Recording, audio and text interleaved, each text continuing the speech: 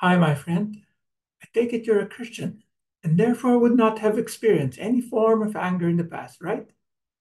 Definitely not the case. My name is Peter Lino from Sydney, Australia.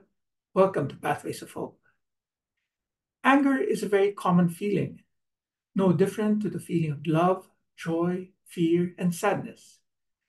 Like these other feelings, anger is natural and even God given. It is anger which propels us to act or respond to something we believe is wrong. Today's Gospel from Matthew 5, verses 20 to 26, however, cautions us to a particular type of anger. Jesus said to his disciples, I tell you, unless your righteousness surpasses that of the scribes and the Pharisees, you will not enter the kingdom of heaven.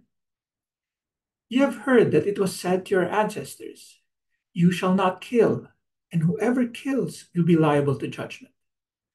But I say to you, whoever is angry with his brother will be liable to judgment, and whoever says to his brother Raqa will be answerable to the Sanhedrins, and whoever says you fool will be liable to fiery Gehenna.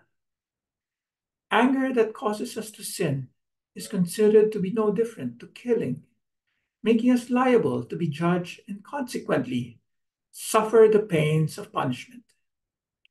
Whoever says to his brother Raqa can be interpreted to say, whoever insults or abuses his brother or sister by calling that person an imbecile, empty headed, or a fool.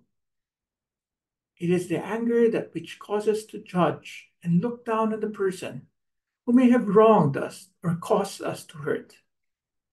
Note that Jesus doesn't mention anything about whether you're in the right or justified in your anger. He, however, very clearly singles out the response.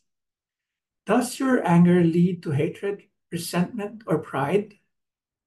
Does your anger prevent you from being forgiving, loving, and accepting? Definitely easier said than done.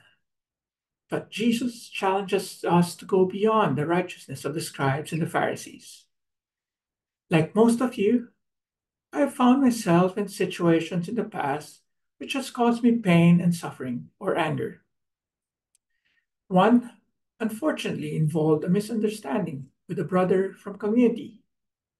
I believe I was wrong, such that I felt the need to defend myself, even if this meant putting into question the brother's character.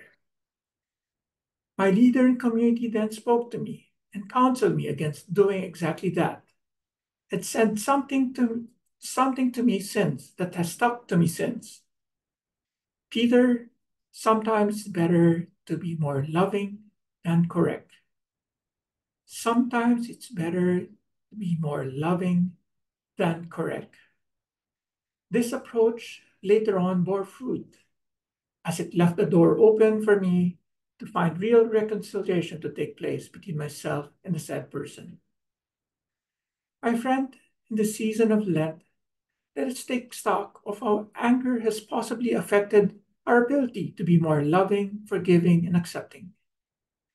For what Jesus had to endure in Calvary, the natural response would have been the clenched fist of anger, calling upon the wrath of God against those who caused him such suffering. Instead, he opened his arms outstretched in the cross, embracing all those who wronged and sinned against him. Let us follow his lead. May we all have a blessed Lenten journey.